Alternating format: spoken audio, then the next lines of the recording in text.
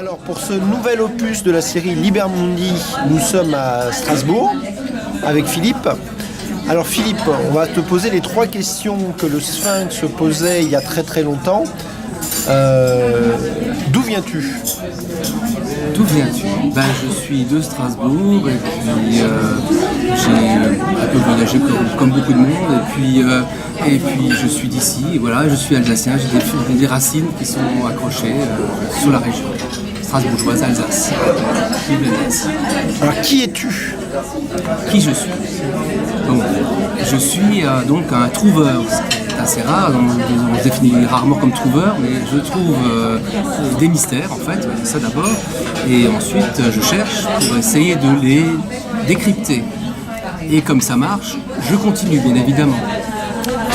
Alors quel est, dans ton cheminement, dans tes lectures, quelles sont les nourritures qui te permettent de faire cette lecture dans ton parcours de chercheur ? Est-ce que tu veux en dire quelques mots ? En fait, oui, j'ai oublié de dire qu'en fait, finalement, la base, ce sont les symboles. C'est-à-dire que je cherche des images, je vois des images, j'en vois partout, et je me dis, mais qu'est-ce que c'est que ça sert à quoi ? C'est quoi ? Alors, forcément, c'est souvent sur des églises ou des bâtiments importants, donc forcément, ils ont un sens. Donc, c'est le symbole que je traque, que je cherche, et finalement, que j'arrive à percer. Parce que finalement, ces images, elles sont faites pour parler déjà, elles veulent s'adresser à tout le monde et on les dédaigne beaucoup trop souvent. Et dans ton approche de la symbolique, tu as lu des livres ou des auteurs qui ont été importants dans ta formation ? Oui, c'est essentiel. Effectivement, tout seul, on ne peut pas... C'est trop difficile. Alors, heureusement, je ne suis pas le seul dans ce cas-là. Et beaucoup de livres ont été parus.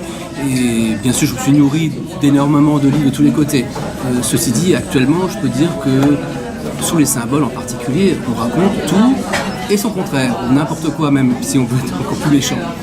Et donc je m'intéresse à essayer de recentrer ces symboles, mais c'est une vision toujours un peu personnelle, et justement là, peut-être, dans l'enquête qui va se dérouler, peut-être que vous ne serez pas d'accord. Très bien, alors regardons, par exemple là nous sommes dans un restaurant, je vais montrer devant la caméra, sur la carte de ce restaurant, nous avons un serpent, et nous sommes dans le Balsamo. Alors qu'est-ce que ce serpent ? Comment tu lirais ce serpent, qui est le symbole du restaurant dans lequel nous sommes, par exemple ? Donc je me suis appliqué une méthode qui fonctionne bien. D'abord, quand on voit un symbole, il faut savoir le décrire, savoir décrire le tout assez précisément. Or là, le symbole que tu viens de me montrer, tu as dit que c'est un serpent. Nenni, ce n'est pas seulement un serpent. C'est d'abord une forme, il a une forme de S déjà, et bon, même s'il est inversé là-dessus, et il y a une flèche. Oui. Et la flèche, c'est quoi ? Ça sert à quoi une flèche ? C'est pour montrer une direction ou un but. Donc il y a un serpent avec une flèche. Et comme pour moi le serpent, contrairement à la majorité des personnes, pour moi le serpent signifie la connaissance. Donc le but c'est la connaissance, mais dirigé dans un axe précis en fait. Voilà. Alors si je décale un peu la caméra, derrière toi nous avons des serpents et nous avons effectivement quelque chose autour d'un personnage qui s'appelle Cagliostro. Et donc Balsamo, c'est lié à l'histoire de Cagliostro. Alors on va pas raconter l'histoire de Cagliostro, mais si on dit par exemple que les grands personnages, les grandes histoires symbolisent des choses, qu'est-ce que Cagliostro symboliserait dans l'histoire de l'aventure humaine ? C'est bien sûr une sorte d'escroc qui navigue sur les désirs profonds de l'humanité, c'est-à-dire la richesse et la vie éternelle, ou la beauté même aussi. Voilà. Donc c'est l'antithèse de ce que je recherche, hein. C'est D'accord. la pureté et la vérité. Donc voilà, sur la question de où vas-tu, c'est quel est à partir du moment où tu es à Strasbourg, quels sont les projets ou les choses qui orientent ta vie en ce moment ? C'est la recherche de vérité à travers des évocations qui sont sur les murs et que tout le monde a oublié le sens de ce qui était sur les murs de Strasbourg, ou alors on propose des versions plus ou moins fantaisistes. Je dis plus ou moins parce que je me suis inspiré de beaucoup de ces débuts d'explication pour moi-même construire la mienne en fait. Alors quel est le parcours que nous allons suivre cet après-midi ? Est-ce que tu veux me dire quelques mots d'introduction ? Alors, depuis quelque temps, la licorne occupe des pensées, c'est-à-dire qu'en fait c'est mon épouse aussi qui s'est toujours intéressée à la licorne au départ, elle me l'a fait remarquer et puis je me suis rendu compte que les licornes il y en avait partout mais le sens m'échappait et donc aujourd'hui avec les 8 licornes existantes à Strasbourg dont personne en fait ne connaît l'existence, on en connaît un certain nombre, mais il y en a 3 qui échappent, ou 4 qui échappent au grand public. Et ben, je peux donner un sens à la licorne qui peut-être n'ira pas dans le sens que vous, public, avez en tête, mais ça élargira le champ des hypothèses pour vous. Peut-être qu'on viendrait sur mon sujet, sur mon explication. Et le fait qu'il y ait 8 licornes, le chiffre 8, est-ce qu'il est signifiant dans l'histoire ou pas? Alors non, sûrement pas parce qu'il y en a peut-être plus. Donc on ne peut pas s'arrêter à 8, j'en suis à 8 maintenant. Mais, en fait c'est cette représentation, on est dans le chiffre 7. Mais non, c'est pas signifiant. Voilà. Donc là nous allons faire un tour dans Strasbourg qui est une ville très on va voir des choses très très anciennes alors. Quelles sont à peu près la période temporelle de ce qu'on va voir cet après-midi? 1400, 1600. 1600, voilà. C'est à cette époque-là que la licorne a obnubilé Strasbourg. J'en dirai pas plus pour l'instant. Voilà, et bien en route. Merci. Du coup, nous sommes sur la place de la cathédrale, c'est assez évocateur. Et donc finalement, c'est un chef-d'œuvre de l'art gothique. En fait, il ne faut pas dire de l'art gothique, c'est de l'art gothique. Wow, ça c'est pour les spécialistes. Et le grand élément de l'art gothique, ce sont les contreforts. C'est comme ça qu'on a réussi à s'élever vers le ciel en allégeant les structures à l'intérieur, mais il a fallu les déporter les forces à l'extérieur, et donc on a des contreforts. Et donc ce sont ces éléments massifs qui sont décorés bien sûr pour être plus élégants et donc moins visible le contrefort. Et sur ces contreforts, on a mis des figures d'animaux et bien sûr figure une licorne. Nous sommes passés devant le portail central de Notre-Dame de Strasbourg et là nous sommes de quel côté là, du côté nord. Du côté nord, oui. Alors. Et donc là, en hauteur, donc à portée d'œil quand même ou de jumelles, mais on peut voir donc une frise dite de la licorne. Il y a deux frises, une frise du centaure au sud et une frise de la licorne au nord. Et donc là, la licorne intervient 2 fois. Et c'est vraiment bien vu de la part des personnes qui voulaient mettre cette scène, c'est une bande dessinée en fait en quelque sorte. Et je voudrais reprendre donc les parties qui concernent la licorne parce qu'elles sont bien évocatrices. Alors on va commencer par la plus simple, c'est donc celle où on voit un jeune homme qui combat une licorne. La licorne est dressée, le personnage a une lance en main, alors ce qu'on ne voit plus parce que la lance a été détruite avec le temps, et donc ils sont face à face. Alors si on ne sait pas que la lance maintient à distance, on ne comprendra pas la scène. En fait, le jeune homme maintient à distance la licorne. On voit la pointe du fin de la lance qui est sur le corps et pas dans le corps de la licorne qui veut la tuer. Et la licorne ne veut pas non plus tuer l'homme, mais c'est un combat. Et en fait, la conclusion permet de dire pourquoi est-ce que le jeune homme tient la licorne à distance. Dans la deuxième évocation, l'on voit une jeune femme, là ça rentre bien dans le sens classique, on voit la licorne qui est allongée devant une jeune femme. Donc c'est l'évocation de la dame à la licorne qui est plus connue. Ce qui est intéressant à Strasbourg, c'est qu'il y a un troisième personnage qui intervient. C'est un monsieur qui a un chapeau, un peu âgé. Et finalement, c'est le père de la jeune femme. La licorne est entre eux, la licorne est allongée. La corne, ce qui est important, est dirigée sur le genou de la jeune femme. Alors, mes dernières recherches m'ont amené à penser que le genou chez l'homme et chez la femme, ça n'a pas le même sens. Chez l'homme, le genou permet d'avancer. Chez la femme, le genou permet aussi de s'ouvrir. Et la corne, donc, de la licorne, atteint le genou. Gentiment. La jeune femme a l'air très contente de cette licorne, mais le père est derrière, avec une lance, et tient la licorne à distance. Pas méchamment, mais on a bien l'impression que la pointe est très proche de l'intérieur du corps de la licorne. ça devrait nous faire avancer dans l'explication qu'on aura plus tard, finalement, sur le sens réel. Je pense qu'on va essayer. Maintenant, on est à l'intérieur de la cathédrale. Je ne suis pas sûr que sur l'image, la dernière licorne de la cathédrale puisse se dévoiler, mais on va essayer. Allons la chercher, allez. Hop. Nous sommes devant le portail, la partie sud de l'église, c'est ça? Oui, enfin, intérieur déjà, et oui. donc qui donne sur le côté sud. Ouais. Et donc là, c'est quelque chose de très délicat à observer. On voit donc au-dessus d'une colonne un petit médaillon qui comporte un animal qui ressemble un peu à un cheval, mais c'est un peu bizarre. Et l'autre qui représente un animal un peu comme un héron, une cigogne ou un pélican. Est-ce que cet animal enfonce son bec dans le corps de son voisin? Ça m'étonnerait parce qu'il sourit en fait, donc il est très content. Cette intrusion, on va dire. Et sur les inclinçons, d'un côté, nous avons notre licorne. On voit bien tous les éléments importants, donc le sabot fendu, et de l'autre côté, un taureau. Et en fait, le sculpteur a voulu indiquer que dans la Bible, 300 avant Jésus-Christ, lors de la traduction par des Septante, le conte d'un pharaon, ils ont remplacé le taureau par le mot licorne. Et donc la licorne est rentrée dans les Bibles d'origine grecque. Le taureau qui est à côté n'est représenté qu'avec une corne. Donc vous voyez l'astuce, parce qu'on parle de licorne pour la licorne, et le taureau n'est représenté ici qu'avec, on ne voit qu'une corne, le deuxième étant dans le médaillon.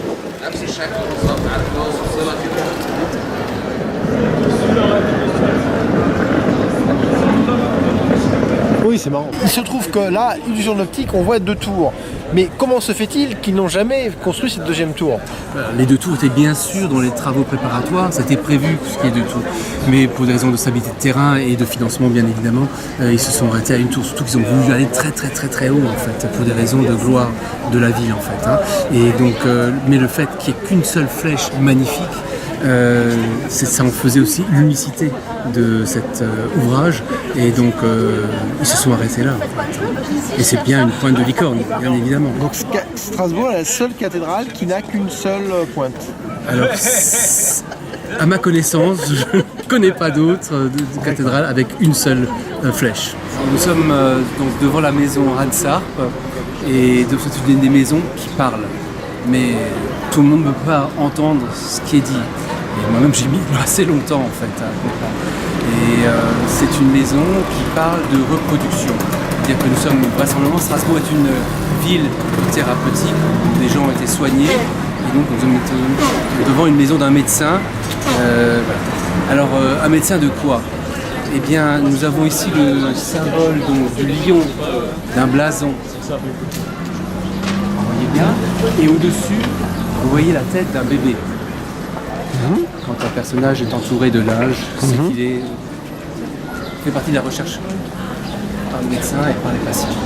Ensuite, nous avons, ce qui est un peu exceptionnel, c'est un ange qui monte ses fesses de manière étonnante.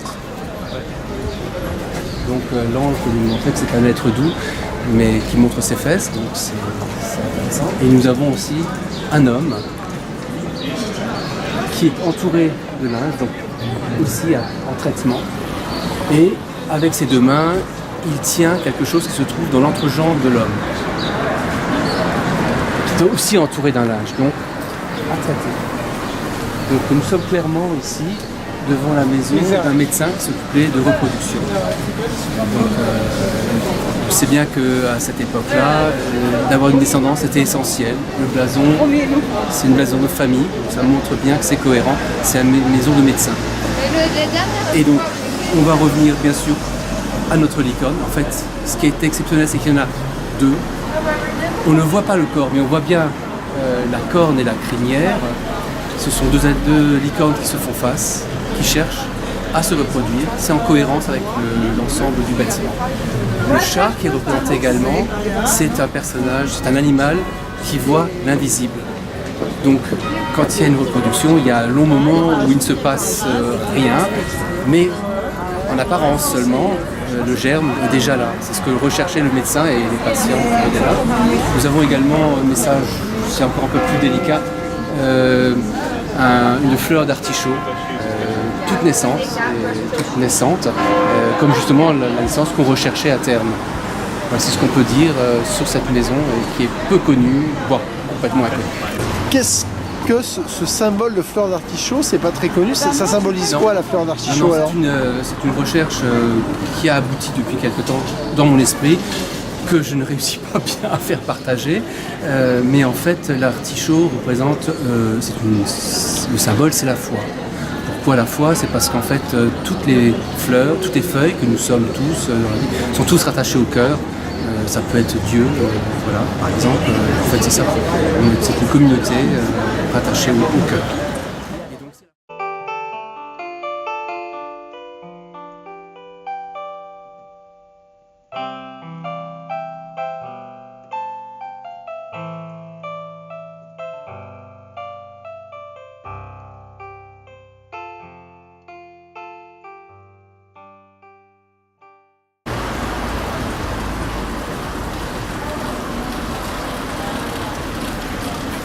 Alors nous sommes ici, place Saint-Pierre-le-Jeune, bien sûr, puisque l'église est présente ici, mais en fait une originalité, c'est l'église Saint-Pierre-le-Jeune protestante, parce qu'il y en a aussi bien sûr une catholique.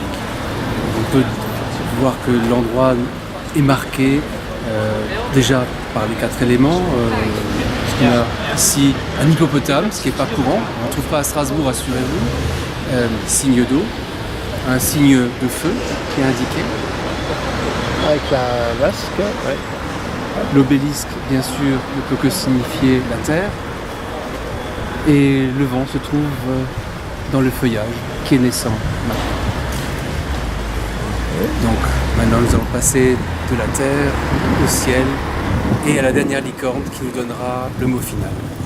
Nous sommes ici dans la nef de Saint-Pierre-le-Jeune.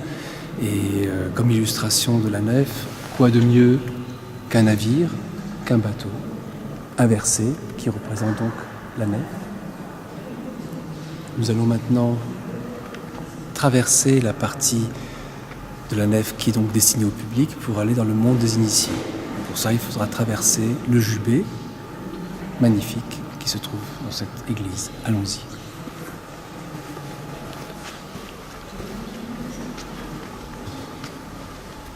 Dans la partie la plus secrète et sacrée de l'église, et apparemment tu nous proposes un chemin particulier. Alors dis-nous en plus. Ce n'est pas le plus sacré puisqu'il y a le Saint des Saints qui est tout au bout, le plus à l'est. Ouais. Et donc c'est l'initiation.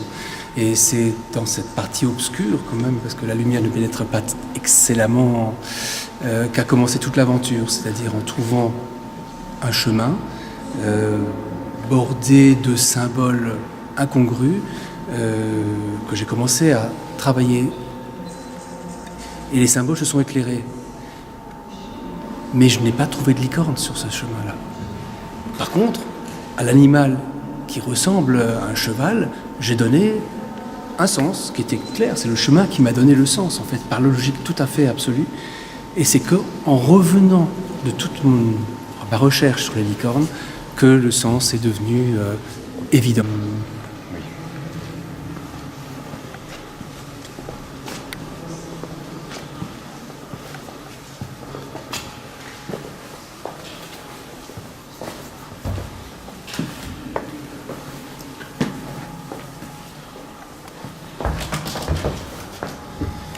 Nous voici maintenant dans le chœur, endroit dédié aux initiés, ou des gens qui désirent s'initier. Se trouve ici un élément de 12 mètres minimum de long qui contient cette image de la licorne et qui va donc permettre de savoir le sens de la licorne.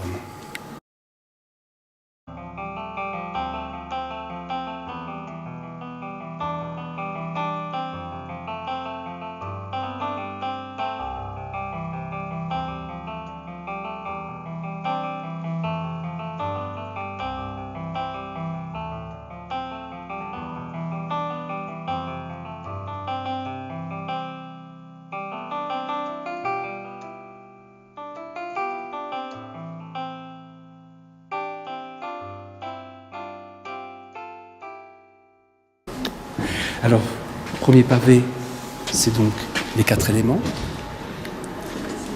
Le deuxième, ce sont les 4 sentiments. On va peut-être y aller, ce n'est pas tellement loin. Et donc c'est sur ce pavé-là que j'ai pu déterminer, après beaucoup d'efforts intellectuels et quelques cachets d'aspirine, que cette représentation de l'animal ailé était la représentation de l'amour universel. Ce poisson représentait la sexualité. Le troisième, qui est en fait la licorne, c'était évidemment le désir. Et nous sommes, le dernier, c'était donc l'amour filial. Alors, bien sûr, c'est toujours sujet à discussion. Et donc le troisième pavé, ça parle des 4 qualités de l'esprit.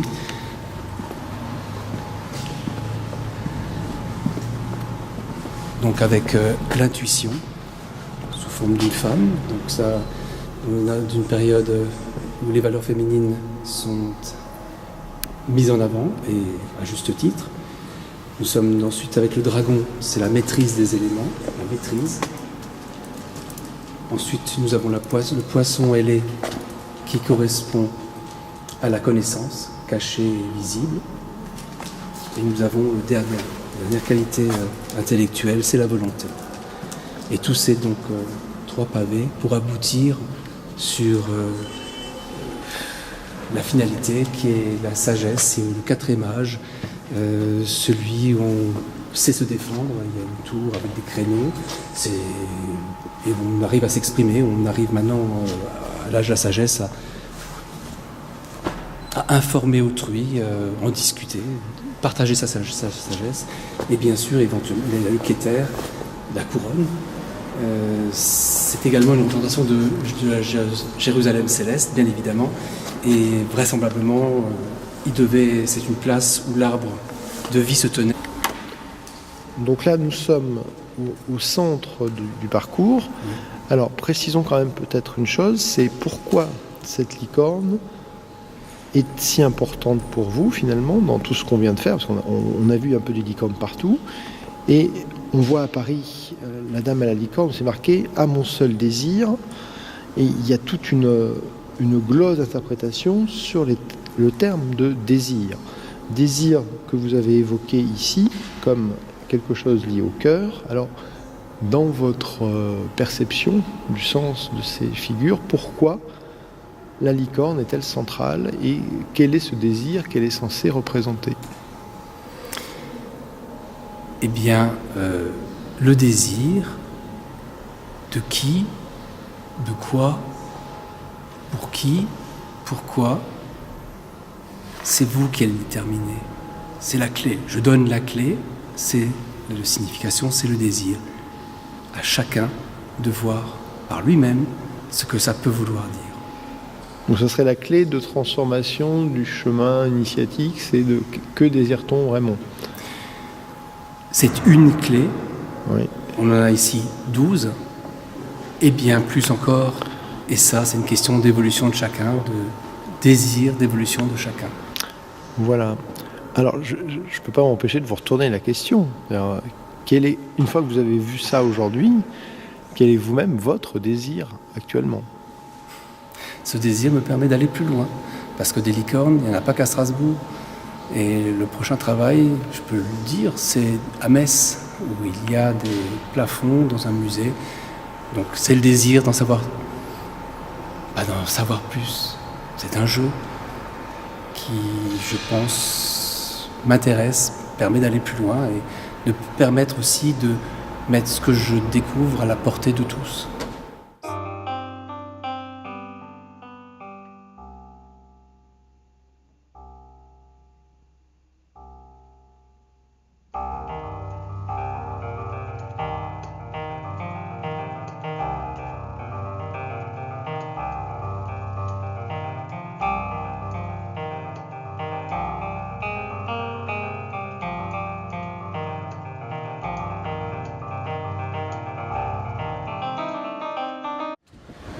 Bien, alors nous sommes là devant un puits qui évoque peut-être la connaissance ou les choses cachées. Alors, sur le symbolique de la licorne, qui est votre fil d'Ariane pour visiter Strasbourg, effectivement, moi venant de Paris, j'ai tout de suite en tête la dame à la licorne. Alors, on a peu vu de dames avec des licornes jusqu'à présent. Alors, est-ce que dans vos recherches, vous avez croisé quelque chose qui pourrait faire écho à cette teinture, cette tapisserie bien connue du musée de Cluny? Ouais, les débuts et la fin qui se permettent de nouveau de reprendre un cycle. Et c'est par la dernière découverte de ma licorne, qui est une dame à la licorne, que j'ai commencé ma réflexion sur les licornes. Et je suis revenu à mon point de départ, qui était Saint-Pierre-le-Jeune, pour reprendre avec un film, mais aussi sur un petit livret, un parcours de la licorne. Et effectivement, à Saint-Guillaume, à Strasbourg, il y a une représentation de la dame à la licorne.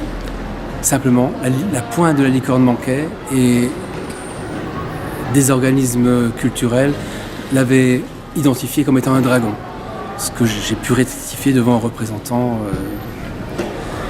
J'ai pu rectifier cette idée et ça a été apparemment accepté. Enfin, j'ai pas eu de réponse officielle, mais je pense qu'ils ont bien vu que c'était une dame à la licorne, merveilleuse. Ce qui est spécial, c'est qu'en plus, de part et d'autre de cette représentation, se trouvait un sage oriental et un sage occidental, ce qui rajoute encore un petit plus par rapport à ce qui est à Paris sur la représentation de la tapisserie de la dame à la licorne. Oui, donc la licorne, c'est ce qui fait le lien entre l'Orient et l'Occident, du coup? C'est quelque chose qui est universel? Et ce n'est pas exclu, je n'ai pas encore assez travaillé là-dessus, mais c'est effectivement ce que j'avais dit d'ailleurs dans le courant de cette enquête, c'est que ça a été... L'image de la licorne a été créée en Orient, vraisemblablement en Égypte. C'était un combinat d'un taureau qui est passé à un être unicorne avec un corps de chèvre, ce qui explique les ongles fendus, souvent une petite barbichette, une queue de chèvre de toute façon, et une toison de chèvre, et même, il faut le dire, la licorne n'est pas blanche, ça a une couleur fauve ou rouge, tirant sur le rouge. Alors j'ai un peu peur effectivement d'être iconoclaste, d'avoir détruit l'image qu'on peut avoir de la licorne sous forme d'un cheval blanc avec une corne torsadée quand même, oui, je suis d'accord, mais c'est en fait un corps de chèvre avec une corne qui est une sorte de plasma qui s'échapperait du haut du crâne. Alors, vous avez un projet de mettre ça en livre prochainement, c'est ça? Quels sont vos... Oui, je travaille ardemment, mais écrire c'est assez compliqué. Donc j'y vais lentement pour trouver du plaisir justement dans ce désir. Merci de nous avoir éveillés au désir de mieux comprendre Strasbourg et le symbole de la licorne en tout cas.